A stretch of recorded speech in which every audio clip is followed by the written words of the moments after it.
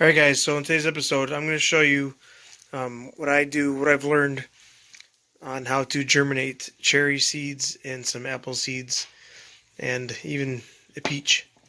Eventually I hope to own a greenhouse one of these days, and I'm doing this to grow rootstock for future trees. Now what I've done is I've filled these containers that I'm going to be germinating the seeds in with some all-purpose growing media. As you know, some seeds need to be germinated, cold germinated for winter time. So that means they got to spend at least like 3 months in dormancy and cold. And so we're going to try to mimic nature as best we can. We're just going to put the seeds in there, and I'm going to put them in the basement. So the basement is as cold as it is outside sometimes. I'm going to run through quickly, show you how I get these seeds to be ready to germinate. And then I'm also going to show you some that I've already started. Alright guys, now what you need to do with cherry seeds, because the shell is really hard, and to get a better chance of the seed making it, you got to crack the shells open on each one of these. And how I do this is I have a vice grip thing here already preset to where when I crack them, you can see that there's the seed inside and it doesn't damage it at all. And then the next step, we gotta put these in paper towels with water, and then and the reason why we do that is because we want the second shell right here. There's a second shell to pop, and I'll show you what it looks like. Okay, so here, as you can see, here's some of the seeds. I've had these on a paper towel in a plastic bag for a week now, and as you can see, some of them, the second layer right there has popped. So that means the seed is starting to come alive a little bit there, showing signs of being alive. There's a really good one right there.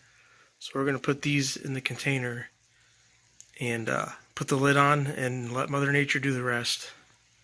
I'll keep on checking on them from time to time to see if they're growing or not. But for the most part, you just let them go and let them do their thing.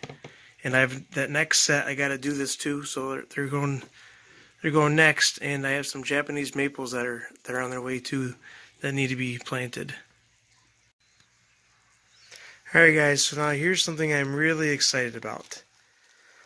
Inside here is Japanese maple seeds. I ordered these online, and usually when you order seeds online, they send you dried ones, and the dried ones never make it because you're not supposed to let them dry out. But as you can see right there where my thumb is, there's a little root started right there. There's another little root started right there. There are several different little roots started all over the place. So I know these ones are good. And the person that did these, they did it the correct way.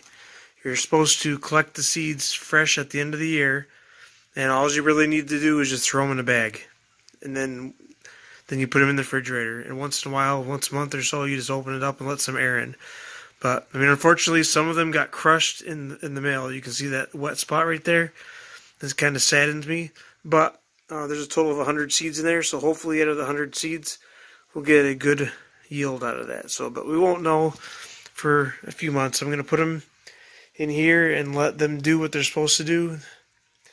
And I have 2 of these. I'm going to probably split them up and plant them between the 2. And then I'll update the final results when spring starts. We'll put them outside, but they're going to go in the basement where it stays cold for now. And we'll just let them set for the next couple months and go from there. Alright guys, so there they are. I have them spread out in there. I'm going to throw some dirt on top of there. You really don't even need to do that. You don't need to bury them. You just need to kind of barely cover them, and they'll just pop right up eventually once the warmer weather starts kicking in. But that's all there is to it. And then I'm gonna take my little fork thing, my little rake, and I'm going to flatten down a little bit. I'm going to water it some, and then they're going in the basement, and then we'll check on them from time to time.